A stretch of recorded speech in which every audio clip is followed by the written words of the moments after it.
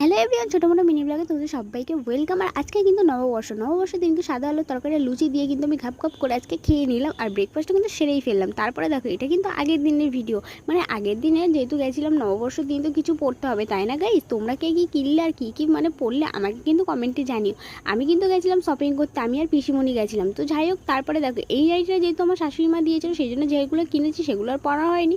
আর এই দেখো, তোমাদের দাদাভাই তো ঘুম থেকে উঠতেই চাইছিল, তারপরে অনেক কষ্ট করে ওদেরকে তুলে তারপরে বাজারে পাঠিয়েছে। আর বাজার থেকে দেখো, ও তো আজকে খুব খুশি, নিজের হাতে চিকেন মাটন দুটোই এনে নিজের কিন্তু ধুয়ে কেটে কুটে একেবারে রান্না করতে বসে গেছে। জানো, আমাকে কিন্তু আজকে স্পেশালভাবে একটা সারপ্রাইজ দিয়েছে, আর আমাকে আজকে স্পেশালভাবে দিনটাকেও কাটাতে দিয়েছে। তো যাই হোক, আমার সাথে তো আজকে খুব ভালোভাবে দিনটা কাটলো। তোমাদের কার কার কীভাবে কাটলো আমাকে কিন্তু কমেন্টে জানিও।